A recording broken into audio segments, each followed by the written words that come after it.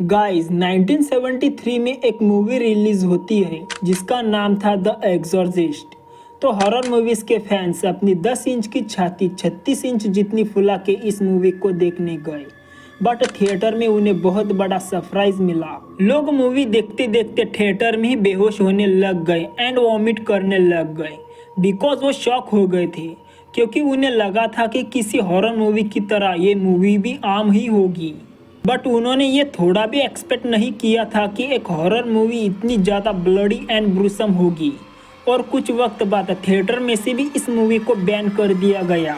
तो आखिर इस मूवी में ऐसा क्या है जो इसे इतना ज़्यादा डरावना बनाती है, आए जानने की कोशिश करते हैं आज की इस वीडियो में। जो चीज़ इस मूवी में इतना ज़्यादा लोगों को डराती है वो इसके विजुअल्स नहीं है। दरअसल ये मूवी एक रियल स्टोरी पर बेस है।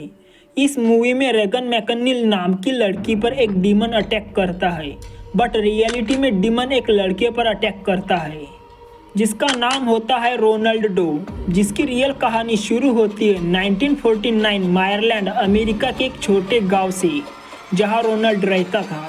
उसकी एक आंटी थी जिसका नाम था मिली जो थी वो भूत पिशाचों में बहुत ज़्यादा यकीन रखती थी और अक्सर भूतों को बुलाने की कोशिश करती थी। रोनाल्ड जो था वो उसके आंटी के बहुत करीब रहता था, इसलिए उसे भी इन सारी चीज़ों में इंटरेस्ट आने लगा था एंड वो 13 साल की उम्र में ही ऊजा बोर्ड चलाना सीख गया था। बट जैसे ही उसकी आंटी की डेथ हो गई तो वो डिप्रेशन में चला गया और इसी चक्कर में वो ऊजा बोर्ड की मदद से अपनी आंटी से कांटेक्ट करने की कोशिश करता है, बट वो मिली आंटी से कांटेक्ट नहीं कर पाता।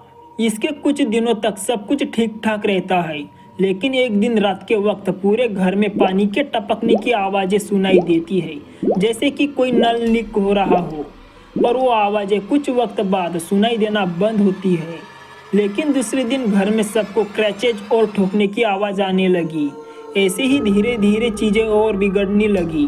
घर का पूरा फर्नीचर इधर उधर होने लगा, दीवार पर लगे पोस्टर्स गिरने लगे। ऐसे ही पूरे घर में जितनी भी नेगेटिव एक्टिविटी हो रही थी वो धीरे धीरे रोनाल्ड के कमरे में शिफ्ट होना शुरू हो गई।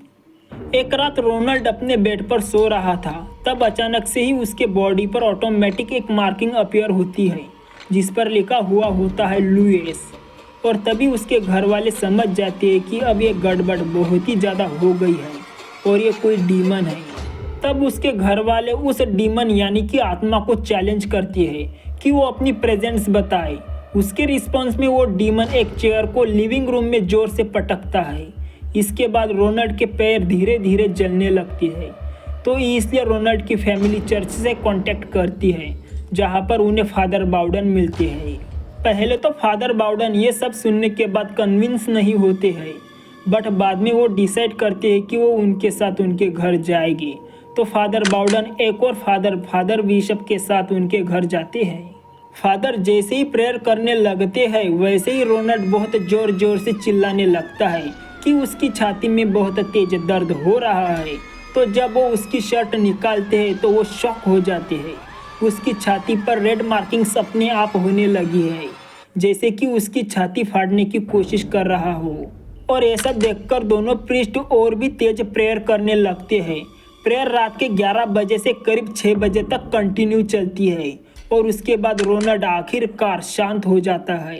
फादर बाउडन जल्दी समझ जाते हैं कि ये नॉर्मल डील नहीं है, अब उन्हें एक्सोर्सिज्म करना पड़ेगा। उसके बाद वो लोग चर्च में जाते हैं एक्सोर्सिज्म की परमिशन लेने। पहले तो चर्च इसके लिए मना करता है क्योंकि जिस पर एक्सोर्सिज्म हो रहा है उसे बहुत तकलीफ होती है। लेकिन फाइनली फादर बाउडन चर्च को एक्सोर्सिज्म के लिए मना ही लेते हैं, बट एक कंडीशन पे कि जो भी एक्सोर्सिज्म के दौरान होगा उसे फादर बाउडन को रिकॉर्ड करना होगा अपनी डायरी में। अब से जो भी तुम आगे सुनोगे वो फादर बाउडन ने लिखा हुआ है अपनी डायरी में, सिर्फ आवाज़ मेरी होगी। डे 1, मैं हूँ फादर बाउडन। मैं और फादर बिशप घर में एंटर होते हैं और रोनाल्ड पर रिचुअल करना स्टार्ट करते हैं। रोनाल्ड इस बार बहुत ज़्यादा वायलेंट था, इसलिए उसके पापा ने उसे पकड़ कर रखा हुआ था, पर वो अपनी उम्र से ज़्यादा ताकत दिखा रहा था। डे 2, सब कुछ शांत था। आज रोनाल्ड ने कुछ नहीं किया और बस शांति से सो रहा था।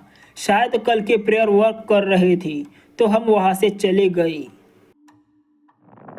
डे 3 हम उसके घर वापस आते हैं और उसके मम्मी और पापा की हेल्प से प्रेयर करना स्टार्ट करते हैं और लगभग 4 घंटे प्रेयर करने के बाद रोनाल्ड ऐसा रिएक्ट करता है कि जैसे उसे उल्टी आ रही हो एंड वो घर की एक खिड़की खोलने को कहता है।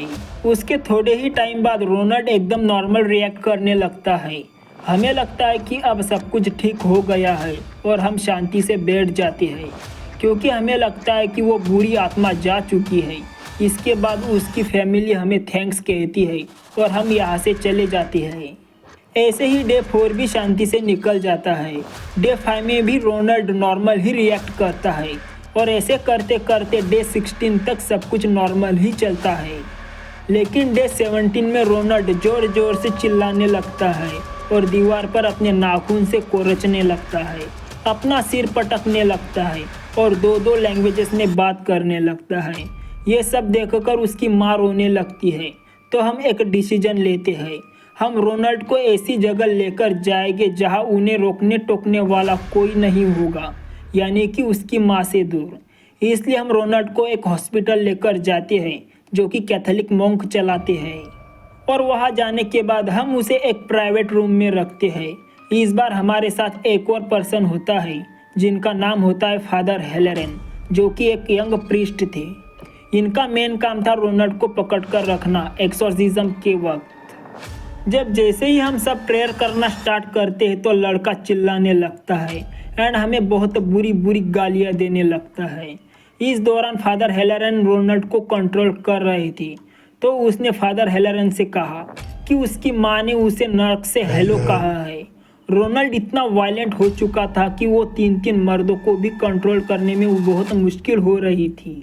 रोनाल्ड हम पर गंदा सा लिक्विड थूकना स्टार्ट करता है और थोड़ी देर में ही वो बिल्कुल शांत हो जाता है।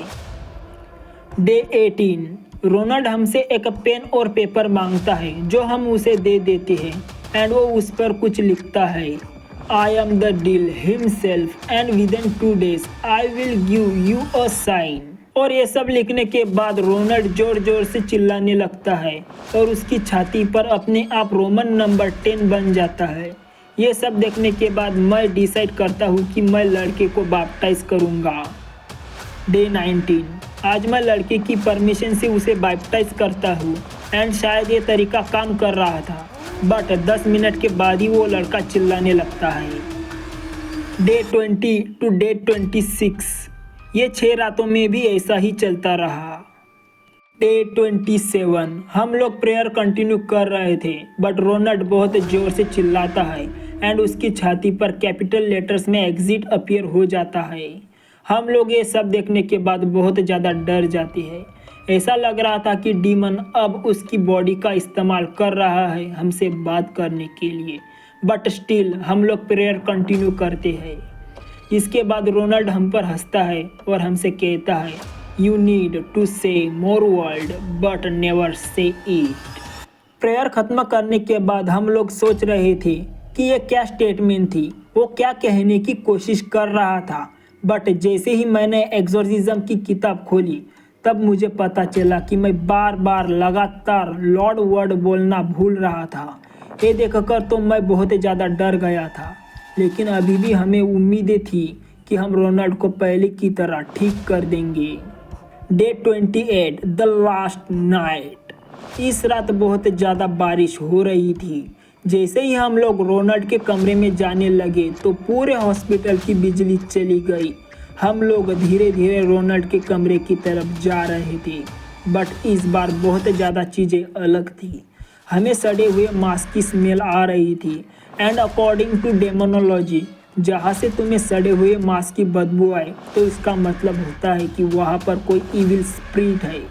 लेकिन अगर वहाँ से तुम्हें सल्फर की स्मेल आए तो समझ जाना कि वहाँ पर कोई डीमन है।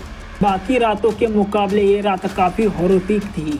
हम रोनाल्ड के कमरे तक पहुँच जाते हैं और उसके कमरे का डोर खोलते हैं। हम रोनाल्ड को देखते हैं। रोनाल्ड बेड पर बैठा हुआ था। हमें देखकर वो गालियाँ देने लगता है और लैटिन लैंग्वेज में बात करने लगता है। इससे पहले उसने कभी भी लैटिन लैंग्वेज में बात नहीं की थी। रोनाल्ड मेरे पास आया मेरे पेन को टच किया तो वो पेन हजारों टुकड़ों में फट गया। उसके छोटे छोटे टुकड़े पूरे कमरे में फैल गए। ये देखकर हम बहुत ज़्यादा डर गए और हमने तेज तेज प्रेयर करना स्टार्ट किया। एंड इसी दौरान रोनाल्ड अपने बेड में से एक स्प्रिंग निकालकर मुझे मारने की कोशिश करता है, मुझे गालियाँ देता है, मुझ पर पेशाब करता है एंड दो दो आवाज़ों में बहुत ज़ोर ज़ोर से चिल्लाता है। प्रेयर के 5 घंटे बाद अपने बेड से वो हवा में उठने लगता है, लेकिन हमने उसे बांध कर रखा हुआ था। 7 घंटे बाद रोनाल्ड चिल्लाते हुए कहता है कि उसने सेंट माइकल दी आर्कएंजल को देखा है और उन्होंने अपनी जलती हुई तलवार से उस डीमन को मार दिया। उसके तुरंत बाद सारी चीज़ें एकदम नॉर्मल होनी शुरू हो जाती है एंड फाइनली 27 दिनों बाद रोनाल्ड नॉर्मल दिखने लगता है। वो धीरे धीरे रिकवर करता है और एक नॉर्मल लाइफ जीने लगता है और इस तरह हमने रोनाल्ड के अंदर मौजूद डीमन से डील की। बट गाइस अनफॉर्चुनेटली ये जो 28 डेज की रिकॉर्डेड डायरी थी वो गलती से मीडिया में लीक हो जाती है, जिससे रोनाल्ड की पर्सनल लाइफ खराब या शायद ख़त्म हो जाती है। इसके बाद मूवी डायरेक्टर विलियम फ्रीडकन फादर बाउडन के पास जाती है और उनसे पूछती है, ये जो आपने डायरी में लिखा हुआ है वो सब कुछ सच है? इसके जवाब में फादर बाउडन सिर्फ इतना कहती है, I have never dealt with such a demon in my entire life. और फिर हमें द एग्जॉर्सिस्ट मूवी देखने को मिलती है। वेल यहाँ तक वीडियो देख ली ही है तो वीडियो को लाइक और चैनल को सब्सक्राइब कर दीजिए। मिलते हैं एक और किसी हॉरर स्टोरी के साथ। धन्यवाद।